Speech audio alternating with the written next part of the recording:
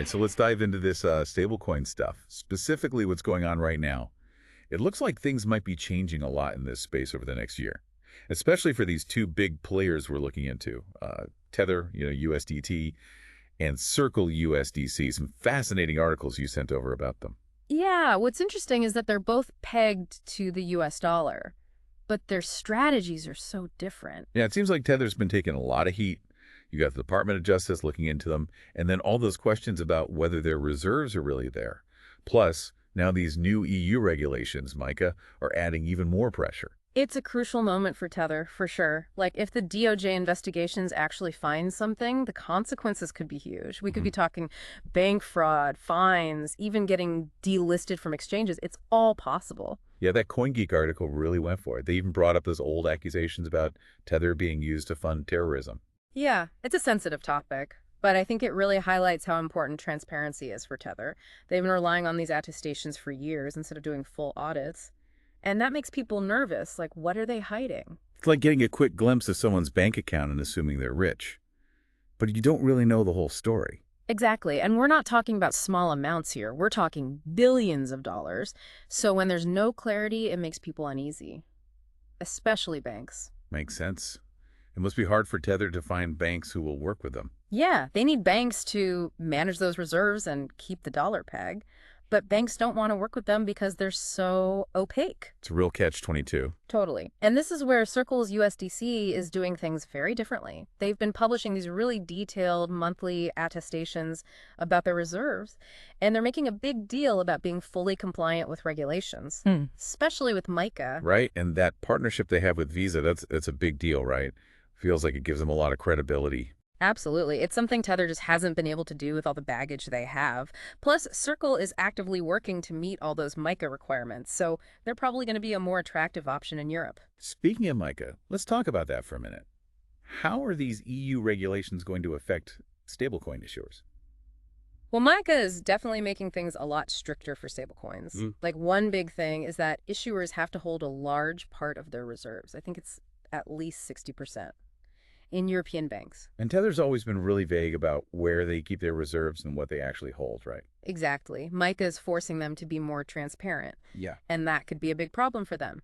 They also have to have clear ways for people to redeem their stablecoins back into regular currency. Which Tether has also been criticized for in the past, right? Like some people have had trouble getting their money back. That's right. The goal of MiCA is to make sure stablecoins actually stay stable and that people can always get their money back at the value it's supposed to be. So it seems like Tether has some serious work to do to meet these new standards. Yeah, they've been saying that they think some of the MiCA requirements are problematic and that it could stifle innovation, but they haven't really offered any alternatives or said how they'll actually comply. It seems risky, right? Really? If they don't take MiCA seriously, they could get completely shut out of the European market. Totally, and that would be a huge loss for them. Europe's a big part of the crypto market. So Tether's at a crossroads. Adapt or get left behind. Basically, yeah. And their choice is going to have a big impact on the entire stablecoin market. It's interesting, though, because while Tether seems to be pushing back against MiCA, Circle seems to be embracing it. They already got that e-money license in the EU, and now they're really pushing USDC as the stablecoin that's ready for MiCA. Yeah, Circle's playing the long game, for sure. And I think it's a smart move. They understand that if they want to gain the trust of users and regulators, they have to comply with these rules, especially if they want stablecoins to become mainstream. Right, and all those partnerships they have with big players, like Visa and Coinbase. That definitely reinforces that message. It seems like they're building USDC to be the go-to stablecoin for everyone, from everyday users to huge institutions. Exactly, and it looks like it's working.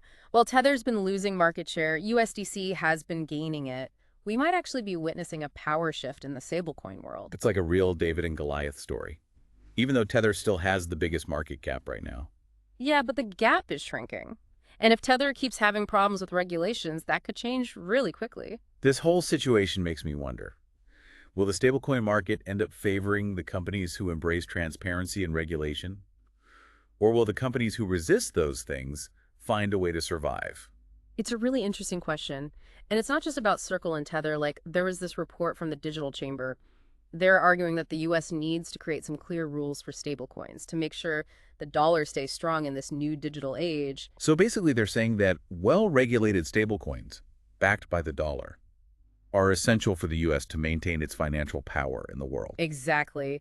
They're saying that stablecoins can actually extend the reach and influence of the dollar. And that's good for the US. It's like a new kind of financial diplomacy. But it's not just about the U.S., right? Other countries are getting in on this too, like China with its digital yuan. And even those BRICs nations are talking about creating their own stablecoin system. Absolutely. It's a global race at this point. And the decisions that are being made now are going to determine who controls the financial systems of the future. Stablecoins are becoming a major battleground in global finance.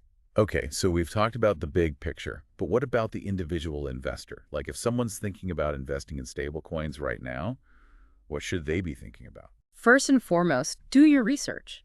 Don't just buy what's popular or whatever some random person on Twitter is telling you to buy.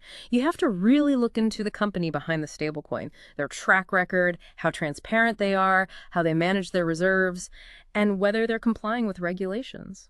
So it's not as simple as just picking any stablecoin and assuming it's all the same. Exactly. Not all stablecoins are created equal. It's important to understand what you're investing in.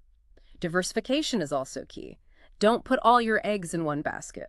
Spread your investments across different stablecoins. That way, if one of them runs into trouble, you won't lose everything. That's good advice for any investment. Right. Are there any red flags people should be looking out for? Definitely. Be careful with stablecoins that aren't transparent about their reserves or that have a history of regulatory issues. Also, pay attention to how easy it is to redeem your stablecoins back into fiat currency. If it seems difficult or expensive, that's a bad sign. So being able to easily get your money back is really important. Yes. You don't want to be stuck with a stablecoin that you can't easily convert back to dollars. Right. And remember, the stablecoin market is still pretty new and it's changing all the time. So you have to stay informed about new developments, new regulations, and any potential risks. It's a dynamic market. It is. Okay, so we've talked about the risks, but there are some potential rewards too. Why are people so excited about stablecoins? Well, there are a few reasons. First, they're a good way to protect yourself from the volatility of the crypto market.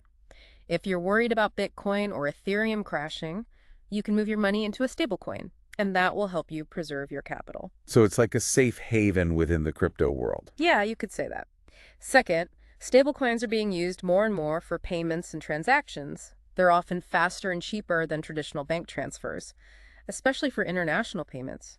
It seems like that's where the real potential for mainstream adoption is. If stablecoins can become a widely accepted way to pay for things, it could really change the way we think about money. Absolutely. We're already seeing them being used for remittances, online shopping, and even some people are getting paid in stablecoins. This technology has the potential to really empower individuals and businesses, especially in places where it's hard to get traditional financial services. And then there's the fact that some stablecoins offer interest-bearing accounts. You can earn passive income just by holding them, kind of like a savings account. That's right. It's a fairly new development, but it's becoming really popular. Overall, stablecoins offer a unique combination of stability, accessibility, and functionality. That's why they're appealing to so many different types of users. It's clear that stablecoins are more than just a tool for crypto traders. They have the potential to affect everyone, everywhere. But with that potential comes responsibility.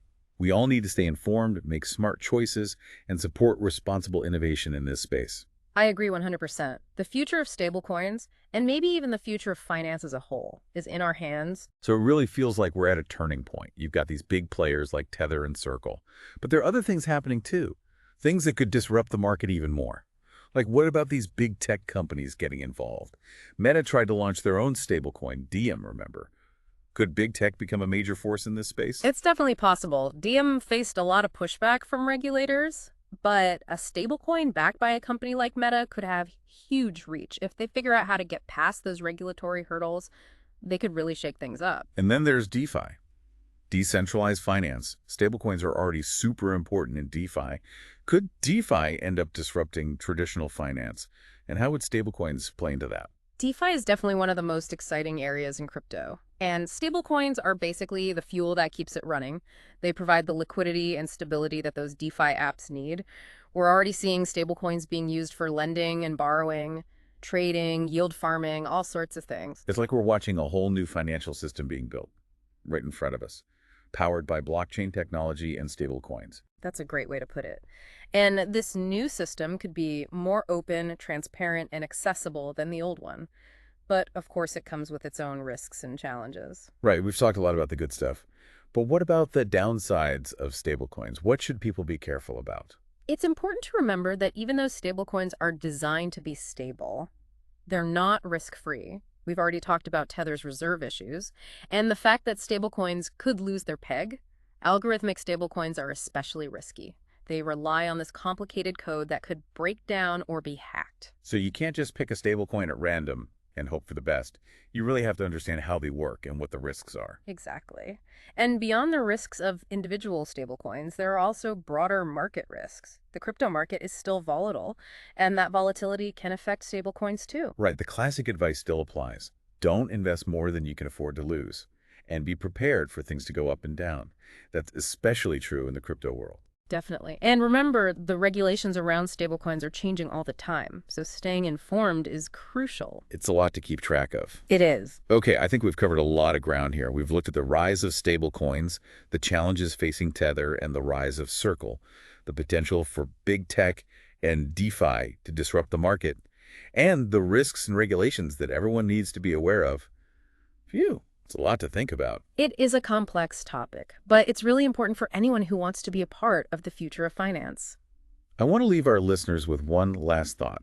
We've talked about how stablecoins can be used for payments, how they can power new applications, and even how they could challenge traditional financial institutions. But what does all this mean for the future of money itself? Could stablecoins become so integrated into our lives that we don't even see a difference between the digital and physical worlds anymore, between crypto and the regular economy? That's a really interesting question, and I don't think we know the answer yet. We're still in the early stages of this whole thing. But it's clear that stablecoins are going to play a big role in shaping the financial landscape. The decisions that we make today, individuals, companies, governments, are going to have a huge impact on the future. It's definitely something worth thinking about. Thanks for taking us on this deep dive into the world of stablecoins. It's been my pleasure. And to all our listeners, thanks for joining us on the deep dive. Keep learning, keep exploring, and we'll see you on the next one.